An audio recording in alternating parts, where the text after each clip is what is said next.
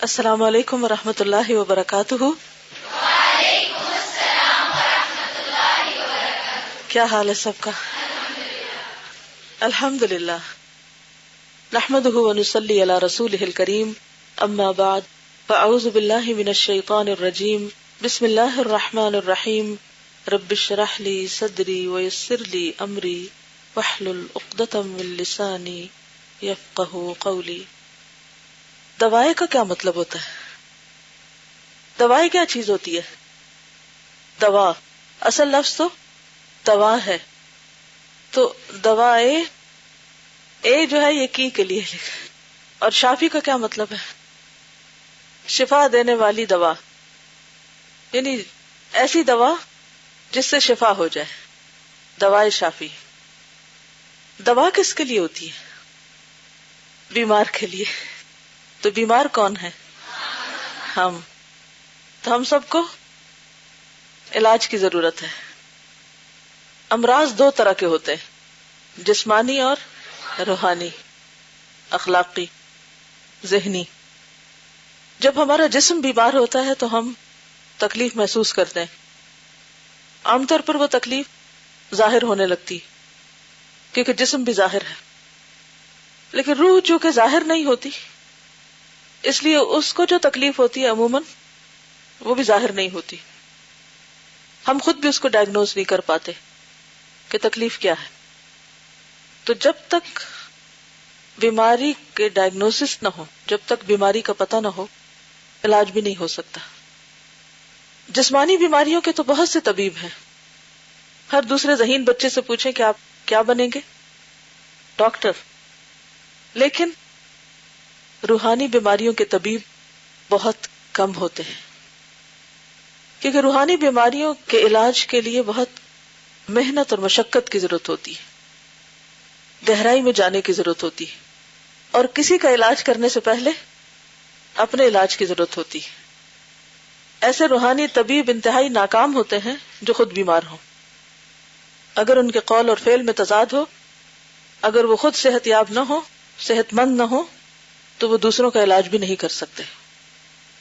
جیسا کہ منہاج القاصدین میں ہم نے پڑھا تھا کہ آج کے دور میں ایسے لوگ نایاب ہیں، بہت کم ایسے لوگ ملتے ہیں یا نہ ہونے کے برابر ہیں جو ایسی بیماریوں کا علاج کر سکیں۔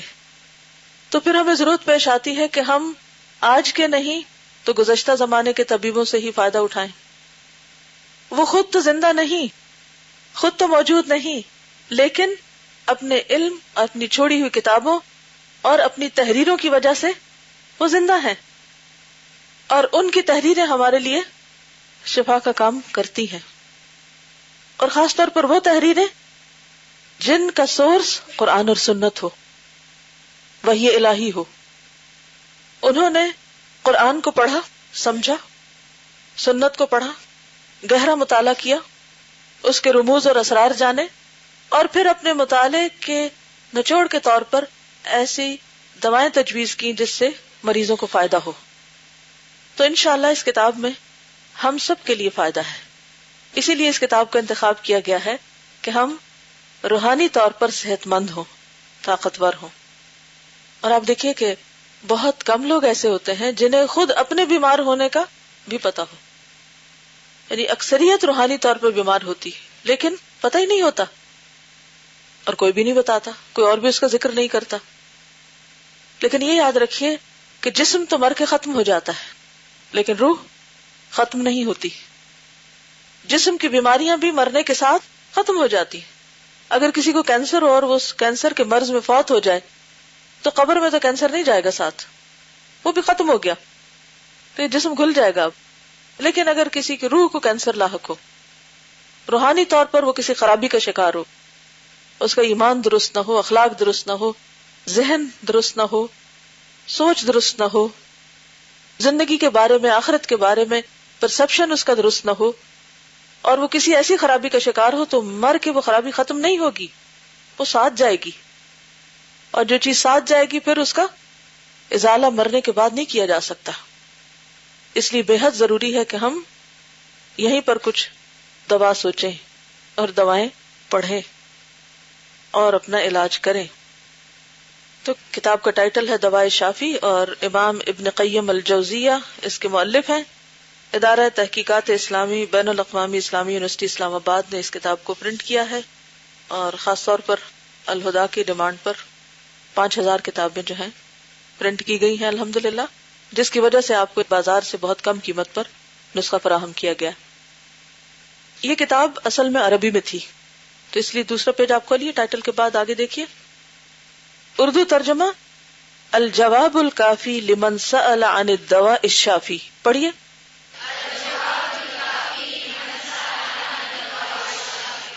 یہ ہے اصل نام کتاب کا، اور یہ آپ کو عربی میں پڑھنا آنا چاہیے.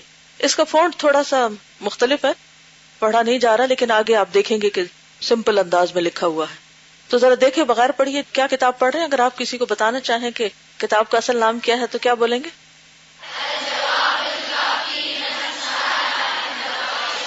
گڈ، ماشاء اللہ. مصنف ہے اس کے امام ابن قیم الجوزیہ. مترجم ہے، بہت سے لوگ اس کو مترجم پڑھتے ہیں.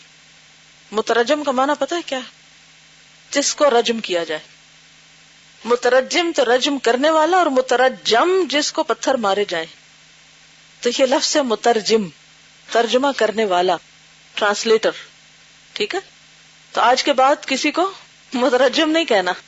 جی. نظر ثانی کا کیا مطلب ہوتا ہے؟ دوسری نظر. دوسری نظر جائز ہے؟ کتاب پر جائز ہے، کتاب کو دہرایا جا سکتا ہے. تو دو لوگوں نے کیا ہے نظر ثانی، عبد القدوس ہاشمی اور ایم ایس ناز. ٹھیک ہے، تو اس کا مطلب یہ ہے کہ ایک تو کتاب لکھی گئی عربی میں، پھر کیا ہوا؟ ترجمہ ہوا، پھر کیا ہوا؟ نظر ثانی ہوئی، پھر نظر ثانی ہوئی، یعنی دو لوگوں نے اس کی نظر ثانی کی. تو ان سب باتوں کے بتانے کا مقصد کیا ہے کہ ترجمہ کافی حد تک اصل کتاب کے قریب ہے، یعنی اس میں کافی اصلاح کی گئی ہے. اصل کتاب جو ہے عربی میں، پھر انشاءاللہ میں عربی میں بھی ساتھ ساتھ اس کو پڑھ کے دیکھوں گی. بعض اوقات عربی میں پڑھنے کا مزہ کچھ اور ہی ہوتا ہے، تو انشاءاللہ اس سے بھی فائدہ اٹھائیں گے.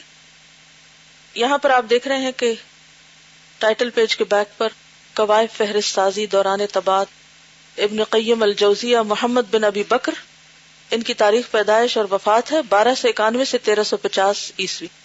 اب سے کتنے سو سال پہلے کے 1291 کو پیدا ہوئے تھے، اب کیا ہے 2009، تقریباً 700-800 سال پہلے کے. ٹھیک ہے. دوائے شافی اردو ترجمہ الجواب الکافی لمن سأل عن الدواء الشافی. مصنفہ، اس کا کیا مطلب ہے؟ مصنفہ کوئی عورت ہے؟ پہلے انہوں نے لکھا تھا مصنف اور اب لکھ دیا مصنفہ، تو پھر حقیقت کیا ہے؟ اصل میں یہ مصنف ہو ہے. ٹھیک ہے، یعنی اس کا مصنف، کیونکہ بہت سے لوگ یہ غلطی بھی کرتے ہیں، اس کو مصنفہ پڑھ دیتے ہیں، نام آدمی کا لکھا ہوا اور مصنفہ بنا دیا اس کو. مصنف ہو امام محمد بن ابی بکر ابن قیم الجوزیہ، مترجم محمد اسماعیل گودھروی. نظر ثانی، اور اس میں نمبر 1 دعا، دوسرا واعظ و ارشاد، اور 3 اخلاق اسلامی. یعنی یہ کتاب ان 3 موضوعات پر محیط ہے، یعنی یہ 3 چیزیں اس میں آپ کو ملیں گی. نمبر 1، نمبر 2 اور نمبر 3. یعنی اگر آپ لائبریری میں جائیں تو ان ٹائٹلز کے تحت یہ کتاب آپ کو کیٹلاگ میں مل جائے گی. ٹھیک ہے، یعنی اسے کیٹیگرائز اس طریقے پر کیا گیا. یہ جتنے بھی مندرجات ہیں یا فہرست ہے، اس کو میں چھوڑ رہی ہوں، تو آپ خود بھی دیکھ سکتے ہیں، اور ساتھ ساتھ دیکھتے بھی جائیں گے. تو ڈائریکٹ ہم تقدیم پہ آ جاتے ہیں. تقدیم کا کیا معنی ہوتا ہے؟ جس کو پیش لفظ بھی کہتے ہیں. تقدیم کا لفظ ہے قدم یقدم تقدیم، آگے بھیجنا. انگریزی میں کیا لکھتے ہیں؟ پریفیس یا فورورڈ. اوکے. تاریخ کا طالب علم جانتا ہے کہ ماضی میں بہت سی قومیں گمنامی کے عالم سے اٹھی اور درجہ بدرجہ ترقی کی منزلیں طے کرتی ہوئی تہذیبی عروج تک پہنچی. تہذیبی عروج کیا مطلب؟ یعنی سویلائزیشن کے کلائمیکس پر، یعنی بہت سی تہذیبیں اپنے کلائمیکس کو جا پہنچی. اور ہر وہ چیز جو کلائمیکس کو پہنچے کیا ہوتا ہے؟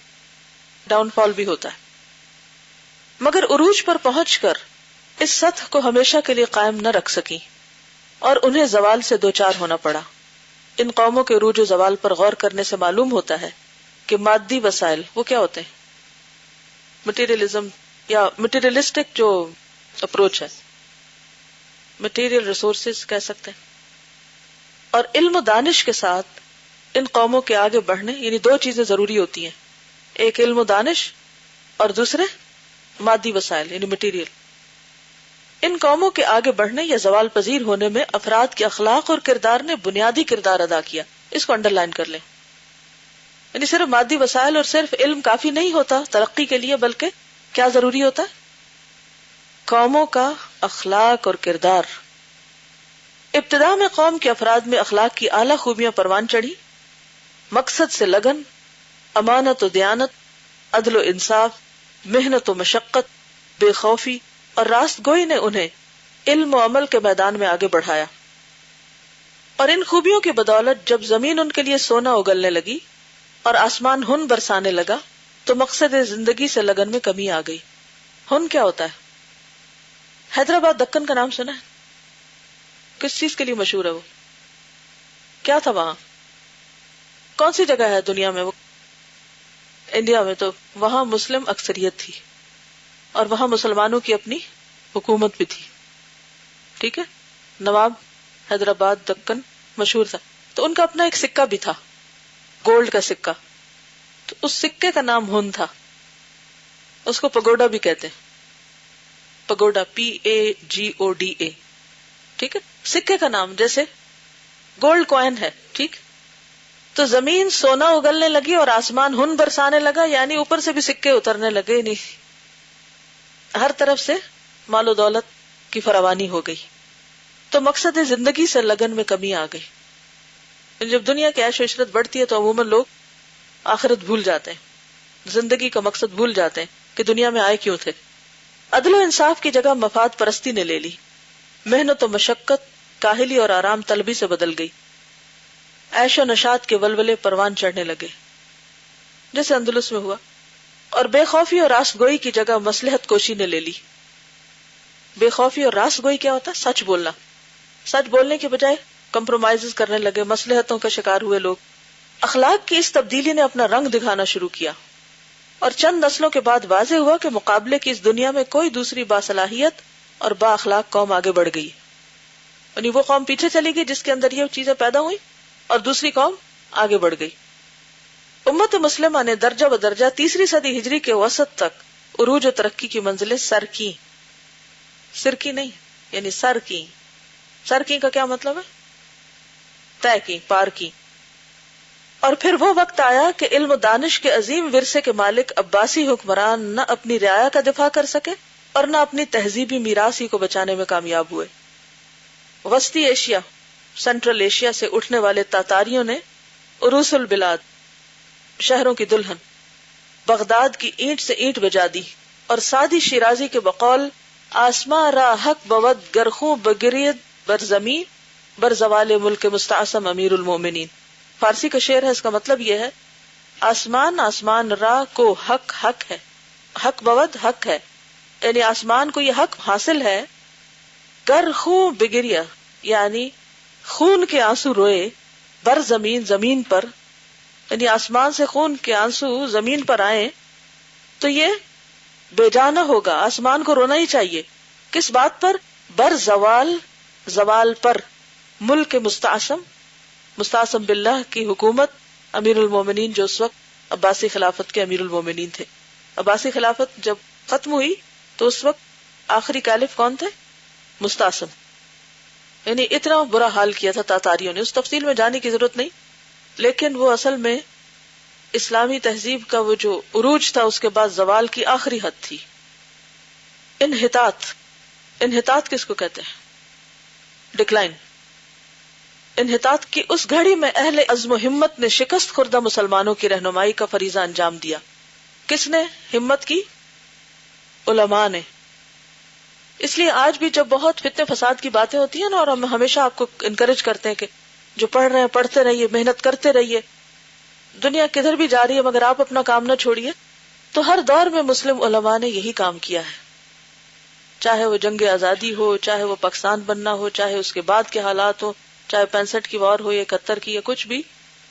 دنیا میں عروج و زوال ہوتے رہتے ہیں، مگر علماء کا کام کیا ہے کہ وہ اپنی جگہ پر جم کر لوگوں کی اصلاح اور تعلیم و تربیت کا کام کرتے رہے.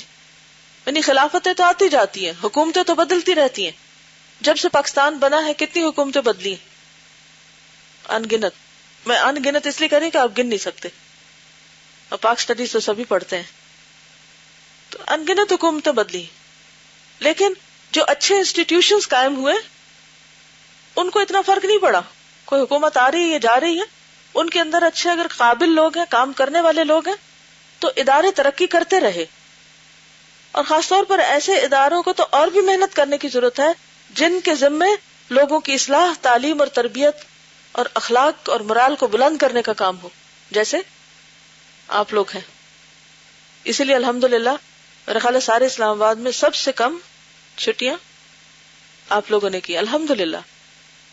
تو بات یہ ہے کہ قیامت 2012 میں آئے یا پھر جب اللہ چاہے لائے، ہر انسان کی قیامت کب آتی ہے؟ تو اس لیے اس بات کی بحث میں پڑھنے کی بجائے کہ یہ ٹھیک ہے یا غلط ہے، ایسا ہوگا ویسا، ہمیں اس سے غرض نہیں. ہمیں تو ہر لمحہ موت کی تیاری رکھنی، ہر لمحہ اپنے اعمال کی اصلاح کرتے رہنا ہے، کیونکہ ہم نے اللہ کو جواب دینا ہے. ساری دنیا اپنی ترقی کے کلائمیکس پہ پہنچ جائے اور میرا اخلاق درست نہ ہو تو مجھے پوری دنیا کا کامیاب ہونا ناکامی سے بچا سکے گا؟ نہیں. اور اگر پوری دنیا میں کوئی فتنہ فساد ہو جائے اور میرا ایمان سلامت ہے تو انشاءاللہ آگے خیر ہوگی اللہ کے رحم فضل و کرم سے. تو سب سے زیادہ جس چیز کی فکر کرنے کی ضرورت ہے وہ کیا ہے؟ اپنے اور دوسروں کے ایمان کی سلامتی، اعمال اور اخلاق اور کردار کی درستگی. اور یہ فریضہ کسی حال میں بھی ختم نہیں ہو سکتا اور نہ اس سے روگردانی کی جا سکتی ہے، کیونکہ ہر دور میں جب بھی مسلمانوں کے اندر زوال ہو تو دور زوال میں اہل عزم و ہمت نے شکست خوردہ مسلمانوں کی رہنمائی کا فریضہ انجام دیا اور صورتحال بدلنے کے لیے اسی آب بقا کی جانب توجہ دلائی. آب بقا، بقا کا کیا مطلب؟ باقی رہنے والا پانی، یعنی علم ہدایت، جس نے صحرائے عرب کے باسیوں نے رہنے والوں کو علم و دانش کا امین بنا دیا تھا اور انہیں جہاں بانی اور جہاں آرائی کی خوبیوں سے متصف کر دیا تھا. ان اہل عزم و ہمت میں سے ایک علامہ ابن قیم الجوزیہ تھے.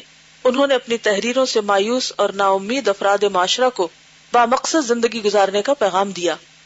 پوچھنے والے پوچھتے تھے، اس دور میں جب مسلمان شکست خوردہ تھے تو لوگ کس طرح کے سوال کرتے تھے؟ ایک شخص مصیبت میں گرفتار ہے، اس کی مایوسی اور نا امیدی نہایت بڑھ چکی ہے اور وہ سمجھ رہا ہے کہ اگر یہ مصیبت اور ابتلا یوں ہی رہی تو اس کی دنیا اور آخرت دونوں تباہ ہو جائیں گے. اس مصیبت اور ابتلا کہتے ہیں آزمائش کو، کہ دفعیے کے لیے، دفعیے یعنی دور کرنے کے لیے، دفع کرنے کے لیے ہمہ یعنی تمام قسم کی کوششیں اور طریقے آزمائے جا چکے ہیں، لیکن یہ کسی طرح دور ہوتی نظر نہیں آتی، بلکہ اس میں اضافہ ہی ہوتا جاتا ہے، یعنی مایوسی بڑھتی ہی جاتی ہے. اس قسم کی مصیبت اور ابتلا کے دفعیے کے لیے کیا تدبیر اختیار کی جائے، کیا جائے، اور کون سا طریقہ اختیار کیا جائے کہ اللہ تعالیٰ اپنے اس بندے پر رحمت فرمائے؟ ہو سکتا ہے آپ کو بھی کبھی کسی ایسے شخص سے واسطہ پڑا ہو، اور اگر نہیں تو زندگی میں پڑ سکتا ہے. ورنہ عام روزمرہ زندگی میں بھی آپ نے دیکھا ہوگا کہ لوگ جب اپنے دل کی باتیں کرتے ہیں تو اسی قسم کی مشکلات کا اظہار کرتے ہیں. ہر ایک کے سامنے تو لوگ نہیں کھولتے، لیکن جہاں کسی مہربان کو دیکھتے ہیں وہاں اپنی اس پریشانی کا ذکر کرتے ہیں. بعض لوگوں کی عام مشکل کیا ہوتی ہے کہ میں اپنی اصلاح کرنا چاہتی ہوں، میں ریاکاری سے بچنا چاہتی ہوں، میں اس مشکل سے اس مشکل سے نکلنا چاہتی ہوں، اب میں کروں تو کروں کیا؟ میں نے ہر طریقہ آزما لیا، مجھے اپنی اصلاح کا کوئی راستہ نظر نہیں آتا. اس قسم کی کم یا درمیانے درجے کی مایوسی عام طور پر لوگوں میں اکثریت میں دیکھی گئی ہے کہ جو اپنے اصلاح احوال سے پریشان رہتے ہیں، ہے نا؟ آپ لوگوں میں سے تو نہیں کبھی ایسی کوئی پریشانی کسی کو سبھی کو ہوتی ہے تقریباً. پھر کیا جائے؟ اس سوال کا جواب علامہ ابن قیم الجوزیہ نے الجواب الکافی لمن سأل عن الدواء الشافی کے نام سے لکھا. ٹھیک ہے، تو پڑھنی چاہیے نہیں کتاب، انشاءاللہ اللہ نے چاہا تو فائدہ ہوگا. انہوں نے قرآن و حدیث اور آثار صحابہ کی روشنی میں تعلق باللہ کی استواری کا کیا مطلب ہے؟ درستگی اور استحکام کے لیے دعا کی اہمیت واضح کی. اعلیٰ اخلاق سے دوری کے نتیجے میں انسان جن خرابیوں اور گناہوں کا شکار ہوتا ہے ان سے بچنے کی تلقین کی، توبہ استغفار کی اہمیت واضح کی، اور ایک مسلمان کو اپنی دنیا اور آخرت سنوارنے کی جانب توجہ دلائی۔ الجواب الکافی کے آخری حصے میں مرض عشق کی ہلاکتوں کا ذکر کیا گیا ہے۔ جب کوئی قوم اخلاق باختہ ہوتی ہے نا تو اس میں سب سے زیادہ جو مرض پریویل کرتا ہے وہ کیا ہوتا ہے؟ مرض عشق۔ اور آپ دیکھیں آج کل اس کے جو اظہار کے مختلف طریقے ہیں وہ کہاں کہاں نظر آتے ہیں، کس کس جگہ؟ ویلنٹائنز ڈے اور موسیقی، افسانے دیکھ لیں، ڈرامے دیکھ لیں، فلمز دیکھ لیں، موویز، ایڈز، انٹرنیٹ، موبائل، ایسا لگتا ہے کہ جیسے ہر کوئی ایک کورس پڑھ رہا ہو یا ایک ہی گن گا رہا ہو۔ یہ کسی بھی قوم کے زوال کی علامت ہوتی ہے، کیونکہ ان کی زندگی میں اعلیٰ مقصد کوئی نہیں ہے، لہٰذا وہ کس پہ اتر آئے ہیں؟ سفلی خواہشات کی تکمیل پر۔ سفلی کا کیا مطلب ہے؟ نچلی، گھٹیا، اور اس کو انہوں نے بڑے خوبصورت نام دے رکھے، بالکل، یعنی خاندان خراب ہوئے، گھر ٹوٹے ہیں، بہت سی خرابیاں، یعنی اس کے دیر پا دور رس اثرات ہوتے ہیں۔ ایسے لوگوں کی نہ عبادت میں کوئی لذت، نہ زندگی کے کسی کام میں کوئی دلچسپی، نہ کسی کام کے لیے محنت کی عادت، بس کیا ہر وقت ایک خیالی دنیا میں ہے اور اسی خیالی دنیا میں ہی جھوٹی خوشیوں کی تلاش میں ہے۔ اور بہت سے لوگ اس کو مرض بتاتے بھی کہاں ہیں، اور اگر کسی کو لاحق ہو تو کوئی کہتا ہے کہ میں مریض ہوں، کوئی کسی کو کہے تو صحیح کہ تم بیماری کا شکار ہو، یہ خرابی ہے، فساد ہے تمہارے لیے، تو سنے گا؟ اس کو نہیں سنے گا، مانے گا ہی نہیں۔ جی، بچوں کے کارٹون دیکھ لیں، کوئی کہیں بھی کسی بھی چیز کو جھانک کر دیکھ لیں، ایسا لگتا ہے کہ ہر طرف ایک عذاب اترا ہوا ہے، کہ زندگی میں شاید اس سے بڑی کوئی بات ہی نہ ہو۔ اور اس میں بڑے چھوٹے، مرد، عورتیں، جوان، بوڑھے، ہر طرح کے لوگ اس مصیبت میں مبتلا ہو جاتے ہیں۔ اس لیے بے حد ضروری ہے کہ اس مرض کا علاج سوچا جائے۔ اللہ تعالیٰ نے انسان کے اندر جو محبت کی ایک صلاحیت رکھی ہے، بہت خوبصورت جذبہ ہے، اس کا ایک مقصد ہے، اس کا ایک مقام ہے، ایک جگہ ہے، اور اگر وہ اپنی جگہ پر نہیں، جگہ سے ہٹی ہوئی ہے تو بیماری ہے، اور اگر بیماری ہے تو اس کا علاج ضروری ہے، کیونکہ یاد رکھیے روحانی بیماریاں مرنے کے ساتھ، اب اگر کوئی شخص مرض عشق میں مر جاتا ہے، کئی لوگ مرتے بھی، خود مرتے ہیں، سوئسائڈ کر لیتے ہیں، اگر کوئی اس مرض کی وجہ سے یا اس کی خاطر مرتا ہے، کوئی قتل اپنا کرتا ہے یا کسی اور کا کرتا ہے، یا پھر ویسے ہی مر جاتا ہے، تو اللہ کو کیا منہ دکھائے گا کہ کس کی محبت سینے میں لیے ہوئے مرا۔ اور آپ دیکھیں کہ ہماری غزلیں، شعر و شاعری، اس میں اس کانسیپٹ کو اتنا خوبصورت بنا دیا گیا کہ جیسے یہ بہت بڑی کوئی عبادت ہو، جبکہ یہ ایک بیماری ہے۔ تو جب تک انسان اس مرض کو مرض سمجھے گا نہیں اور اس کا علاج کرے گا نہیں تو ہلاکت ہے۔ تو انہوں نے خاص طور پر اس مرض کی ہلاکتوں کا ذکر کیا ہے کہ اس سے کیا کیا نقصانات ہیں، اس سے بچنے اور حب الہی یعنی اللہ کی محبت کی جانب متوجہ ہونے کی دعوت دی گئی، یعنی اپنا وہ جذبہ کس کے لیے وقف کرو؟ اللہ کے لیے، جس نے سب کچھ دیا ہے۔ علامہ ابن قیم الجوزیہ کے نزدیک خلت حب الہی کا اعلیٰ ترین درجہ۔ خلت کا کیا معنی ہے؟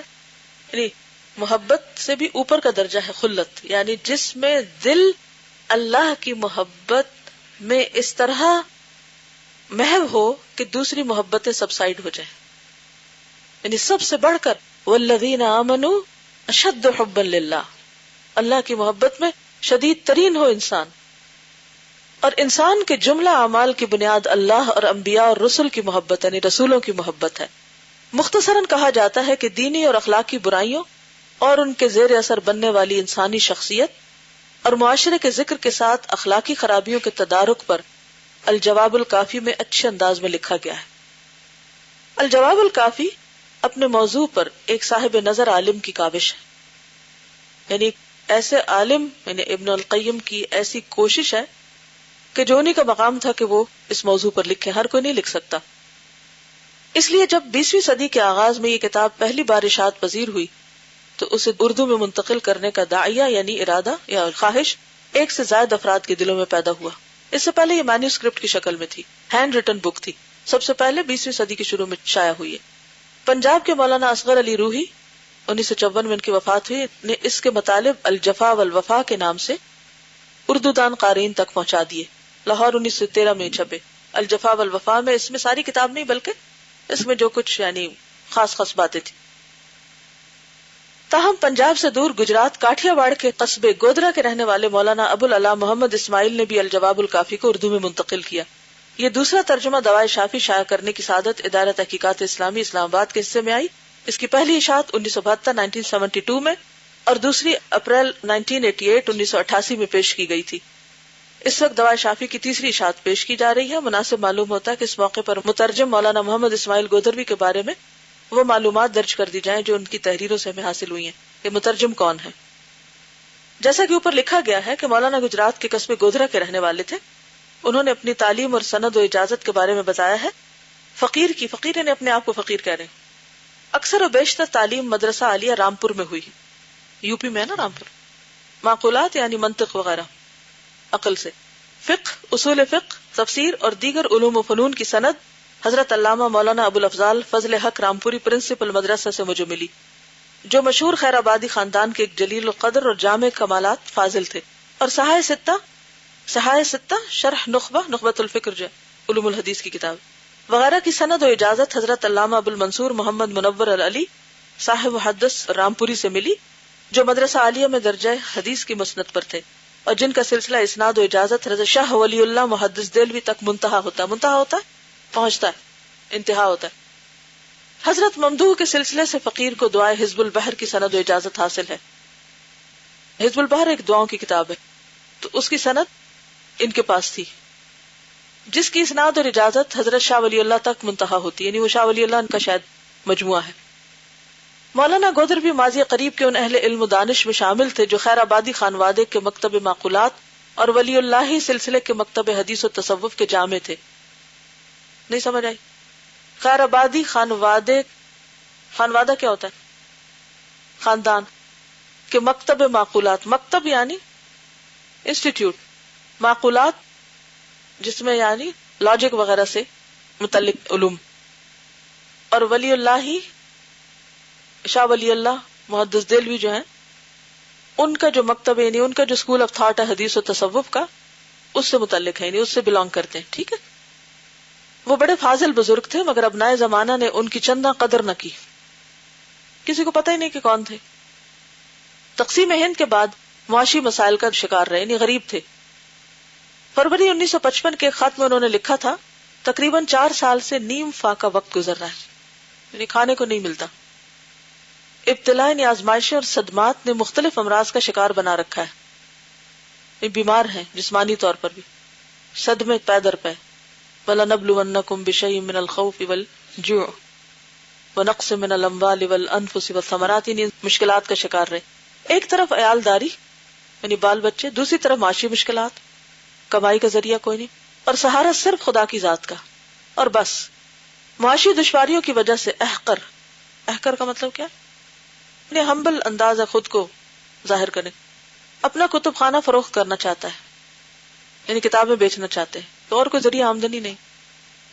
کاش کوئی معاشی سہولت میسر آ جاتی اور کم از کم میری زندگی تک تو یہ کتب خانہ میرے ذوق مطالعہ کا سامان بنا رہتا.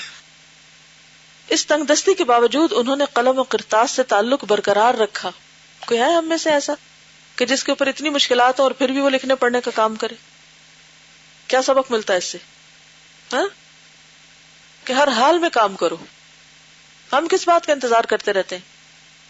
حالات اچھے ہو جائیں. پھر آج بیمار تھی، آج مہمان آ گئے، آج فلاں نے مجھے ہرٹ کر دیا تو ڈسٹرب ہو گئی مینٹلی، اور آج موڈ ہی نہیں تھا، اور آج سردی بہت تھی، اور آج تو بھوک لگی، اور آج چائے نہیں ملی تو سر درد ہو گئی. تو آج کس قدر بہانے ہوتے ہیں ہمارے پاس جس کی وجہ سے ہم جو کرنا چاہتے ہیں وہ نہیں کرتے. ہے نا مشکل؟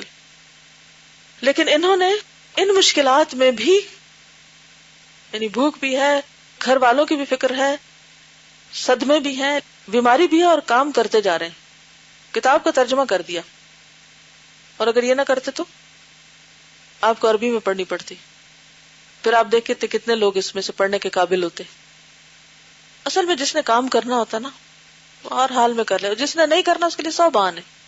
تو ہمیں اپنا آپ دیکھ لینا چاہیے کہ ہم کس میں شامل ہوتے ہیں، بہانہ خوروں میں یا پھر کام کرنے والوں میں.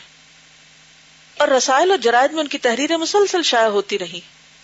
5 ستمبر 1963 کو اپنے وطن میں فوت ہوئے، یعنی 1963 میں فوت ہو گئے، یعنی انڈیا میں. مولانا گودربی کی علمی یادگاروں میں امام ابن تیمیہ، امام ابن قیم الجوزیہ اور شاہ ولی اللہ کی چند کتابوں کے تراجم ہیں. ان میں امام ابن تیمیہ کی السیاست الشرعیہ کتاب کا نام ہے، اس کا ترجمہ کیا انہوں نے. ابن قیم الجوزیہ کی الجواب الکافی اور شاہ ولی اللہ کی حجت اللہ البالغہ. نام تو سنا اس کتاب کا اکثریت نے، اس کا بھی ترجمہ انہوں نے کیا کہ ترجمے بالخصوص اہم ہیں. ولی اللہ علوم و معارف کے بعد جاننے والوں نے ان کے آخر ذکر ترجمے کو حجت اللہ البالغہ کے دوسرے اردو ترجموں پر فوقیت دی. یعنی یہ کتاب کئی لوگوں نے کی مگر سب سے اچھا ترجمہ انہی کا ہے. وفات سے کچھ پہلے انہوں نے المصوہ کا ترجمہ بھی مکمل کر لیا تھا، یہ بھی شاہ ولی اللہ کی کتاب ہے. نیز انہوں نے شاہ ولی اللہ کی سیرت پر ایک رسالہ لکھا تھا جو مولانا محمد صورتی نے قرول باغ دہلی سے شائع کیا. یعنی شاہ ولی اللہ کی لائف ہسٹری بھی لکھی، انہوں نے بایوگرافی لکھی. ان کے علاوہ اسلامی معاشرہ، اصلاح الامہ اور سیرت خلفائے راشدین کے ناموں سے بھی ان کی کتابیں چھپی ہیں. الجواب الکافی کے ترجمے دوائے شافی پر مولانا عبد القدوس ہاشمی 1989 نے نظر ثانی کی تھی، یہ بھی فوت ہو چکے ہیں. یہ جو میم ہے نا چھوٹا سا، اس کا کیا معنی ہوتا ہے؟ متوفا. متوفی نہیں پڑھتے اس کو بھی، کیا فرق ہے؟ متوفی کا کیا معنی ہوتا ہے؟ فوت کرنے والا، اور وہ کون ہے؟ اور متوفا جو فوت ہو، جس کو فوت کیا جائے. تو بہت سے لوگ متوفا کو متوفی پڑھتے رہتے ہیں، تو اس کی بھی اصلاح کر لیجئے. مگر انہوں نے فصلوں کے عنوانات جو جملوں کی صورت میں تھے علی حال ہی قائم رہنے دیے، اور مترجم نے املا اور رموز اوقاف یعنی پنکچویشن استعمال کرنے کا جو طریقہ اختیار کیا تھا اس میں کوئی زیادہ رد و بدل نہ کیا. دوائے شافی کی دوسری اشاعت میں ادارے کے رکن ڈاکٹر ایم ایس ناز نے عنوانات مختصر کیے. عنوانات کیا ہوتے ہیں؟ ٹائٹلز. ان کو ذرا بریف کیا. طویل عبارتوں کو پیراگرافوں میں مدون کیا، یعنی چھوٹے حصوں میں بانٹا، اور رموز اوقاف کو بہتر انداز میں برتا. ان کے ساتھ قرآنی آیات اور احادیث کی تخریج کاری خورشید احمد نے اس طرح کی کہ قرآنی آیات کے لیے سورت اور آیت کا شمار درج کر دیا، نمبر، یعنی ہم نمبر لکھتے ہیں، شمار لکھا. اور حدیث کے لیے ماخذ یعنی سورس اور اس کے متعلقہ حصے کی نشاندہی کر دی. زیر نظر تیسری اشاعت کے پروف دیکھتے ہوئے ڈاکٹر محمد جنید نے ہر سورت کے شمار کے ساتھ سورت کا نام بھی درج کر دیا ہے. نیز پچھلی دونوں اشاعتوں کا مقابلہ کر کے اطمینان کر لیا کہ کوئی جملہ کتابت ہونے سے رہ نہیں گیا. ادارہ تحقیقات اسلامی کے شعبہ تدوین و ترجمہ کے کارکنوں نے اس اشاعت کی زبان و بیان کو مزید سنوارنے اور متن کو غلطیوں سے پاک کرنے کی تا حد امکان کوشش کی ہے. اللہ تعالیٰ اس اشاعت کی تکمیل میں حصہ لینے والوں کی مساعی کو قبول فرمائے. شعبہ تدوین و ترجمہ. ٹھیک ہے، آج کے لیے اتنا ہی کافی ہے. انشاءاللہ العزیز اللہ نے چاہا تو کل پھر ہم آگے چلیں گے. جزاکم اللہ خیرا. سبحانک اللہم و بحمدک نشہد ان لا الہ الا انت نستغفرک و نتوب الیک. السلام علیکم و رحمۃ اللہ وبرکاتہ.